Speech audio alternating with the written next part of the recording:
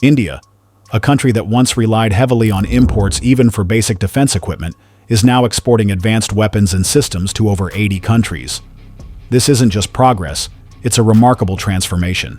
And today, we're going to explore exactly how that happened. How India relied on foreign imports. In its early years, India depended heavily on foreign suppliers to meet its military needs. Whether it was weapons, vehicles, or technology, most of it came from abroad.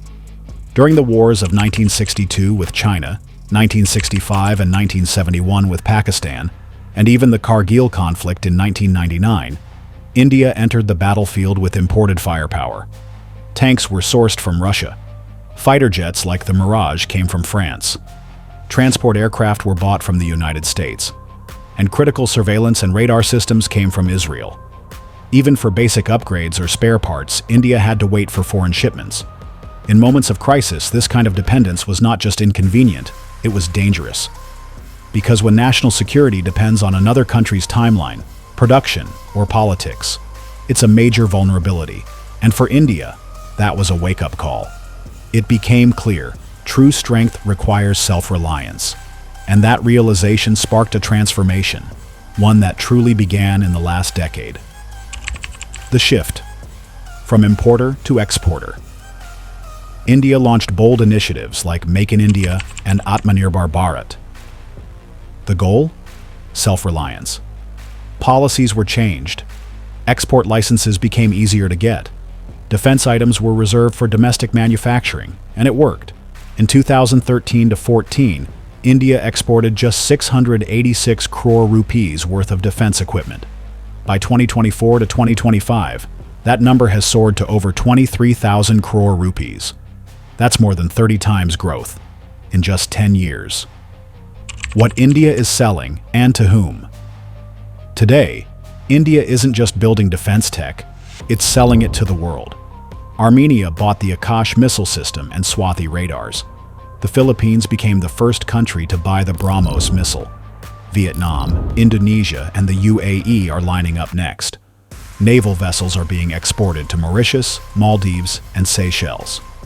India is also supplying artillery shells, rifles, and small arms to West Asia and Europe. Aircraft like the Dornier 228, drones, electronic warfare systems, radars, bulletproof jackets, and even communication gear. All made in India, all going global. India is no longer just a buyer. It's now a trusted supplier, offering a full defense ecosystem. What made this possible? This rise wasn't an accident. It was built, piece by piece, by India's defense ecosystem. Public sector giants like HAL, BEL, and BDL ramped up exports. Private firms like Bharat Forge, L&T, and Reliance Defense joined the game.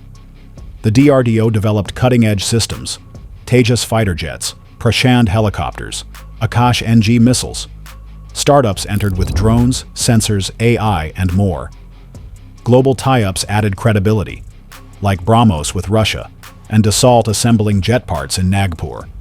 And platforms like Aero India connected Indian companies with buyers worldwide. India built not just weapons, but trust. Challenges ahead and the big dream. Now, India is aiming higher. The next goal, 50,000 crore rupees in defense exports by 2029. But the journey won't be easy. R&D investment is still low compared to global giants. Jet engines and some key parts are still imported. And the competition is fierce, with players like Lockheed Martin dominating the market. Yet, the momentum is strong. Policies like the Positive Indigenization List are boosting local production. Schemes like IDEX are funding innovation. And private companies already contribute 60% of India's defense exports. With smart strategy, global partnerships, and a focus on tech like drones and missiles, India is on its way to becoming a defense powerhouse. The world is no longer just selling to India, it's buying from India, and this is just the beginning.